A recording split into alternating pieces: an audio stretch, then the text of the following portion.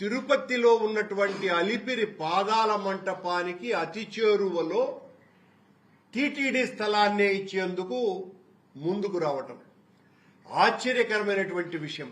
ఇది సాధువులు, మఠాధిపతులు, పీఠాధిపతులు అందరూ కూడా ఉద్యమించాల్సినటువంటి నిర్ణయం. అది తిరుమల తిరుపతి దేవస్థానానికి సంబంధించినటువంటి అత్యంత ఖరీదైనటువంటి 31 ఎకరాల భూమిని టూరిజం శాఖ వాళ్లకు కేటాయించి అక్కడ తీసుకున్నటువంటి అదే నిర్ణయాలను ఇక్కడ అమలుపరచాలని చెప్పటం. అంటే ఆ హోటల్కు తిరిగి అనుమతి ఇవ్వటం, ఆ ఒబరాయ్ హోటల్కి అనుమతి ఇవ్వటానికి ఈ నిర్ణయం తీసుకోవటం జరిగింది. దానికి టీటీడీ స్థలం అవసరమా అన్నది మొదటి ప్రశ్న అయితే,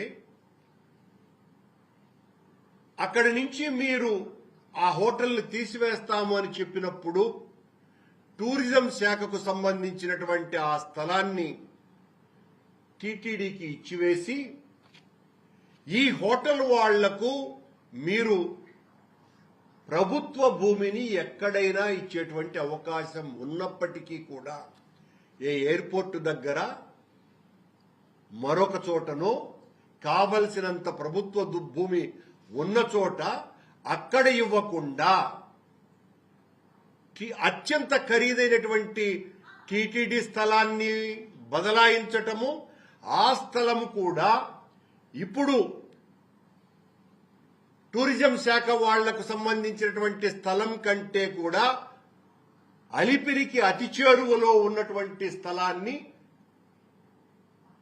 టీటీడీ స్థలాన్ని టూరిజంకి ఇవ్వటం వెనుక మతలబు ఏంటి? మరి మేం చేస్తేనేమో చాలా ఘోరము, నేరము, అపచారము అని మాట్లాడినటువంటి చంద్రబాబు నాయుడు గారు లాంటి పెద్దలంతా, అదే పెద్దలు ఈ రోజున అలిపిరికి అత్యంత చేరువలో టీటీడీ స్థలాన్ని టూరిజం శాఖకు ఎలా ఇస్తారు? ఇది ఇవ్వటం న్యాయమా? దానికోసమని అత్యంత త్వరితంగా వెనువెంటనే ఈ బదలాయింపు ప్రక్రియ కూడా వేగవంతం చేయాలని టీటీడీ బోర్డు రాష్ట్ర ప్రభుత్వాన్ని కోరటమైనదేనని పత్రికా ప్రకటన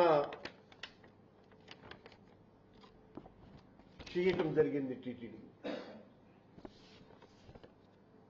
ఆంధ్రప్రదేశ్ టూరిజం అథారిటీకి చెందిన 2468 ఎకరాల భూమిని సర్వే నంబర్ 604లో ఉన్నటువంటి టూరిజం అథారిటీకి చెందినటువంటి భూమిని, అలాగే అదే సర్వే నంబర్లో ఉన్నటువంటి మరో 10 ఎకరాల 32 సెంట్ల భూమిని టీటీడీకి బదలాయించడం, దానికి బదులుగా తిరుపతి అర్బన్లోని సర్వే నంబర్ 588ఏలోని టీటీడీకి చెందిన 10 ఎకరాల 32 సెంట్ల స్థలాన్ని ఏపీటీఏకు కేటాయించేటువంటి ప్రక్రియను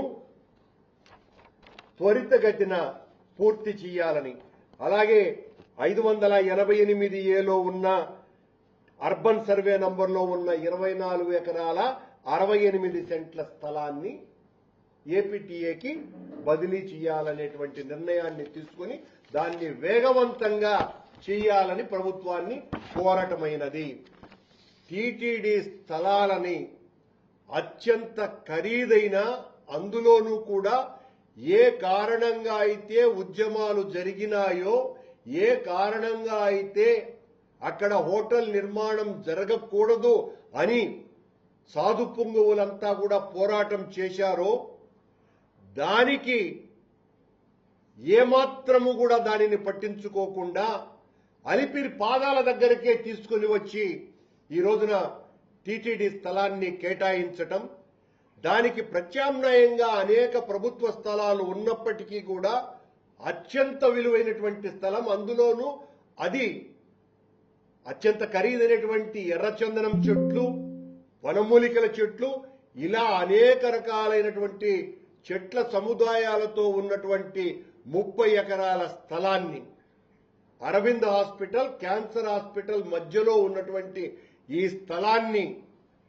టీటీడీ ఈ రోజున టూరిజంకు కేటాయించి అక్కడ ఈ ముంతాజ్ హోటల్కు అనుమతి ఇవ్వాలా అన్నటువంటి నిర్ణయం సరైనదా అని ప్రశ్నిస్తున్నాం మేము.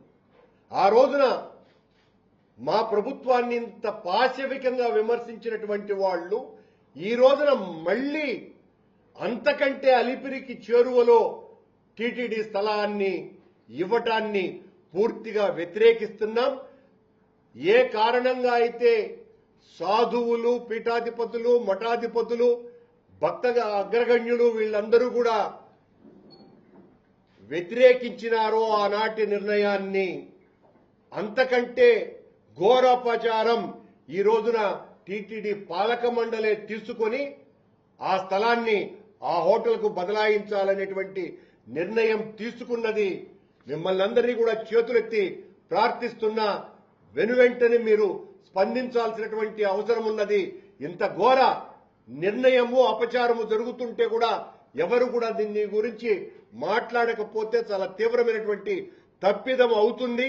దీనికి ప్రత్యామ్నాయంగా ప్రభుత్వ భూమినే టూరిజం శాఖకు ఇచ్చి ఆ హోటళ్లను నిర్మించేటువంటి అవకాశం ఉండి కూడా టీటీడీ స్థలాన్ని అలిపిరి దగ్గర ఇవ్వటం వెనుక ఉన్నటువంటి ఆంతర్యము, మతలబును అర్థం చేసుకోవాల్సిందిగా మొత్తం హిందూ సమాజాన్నంతా కూడా మేము విజ్ఞప్తి చేస్తున్నాం.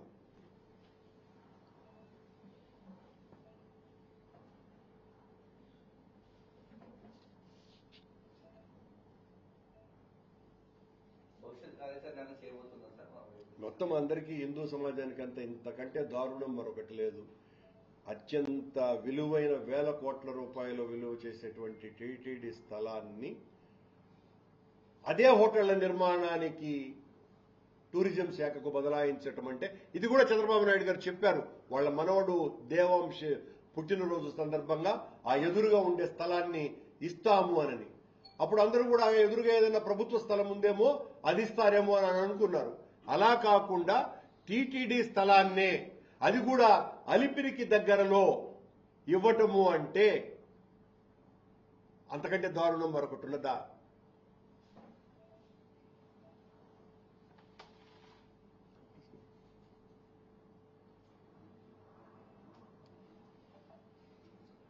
ఏమైనా ప్రశ్నలు ఉన్నాయా? నివేదిక ఏదో బయటపడ్డది, తప్పుడు ఆరోపణలు చేస్తాం సార్.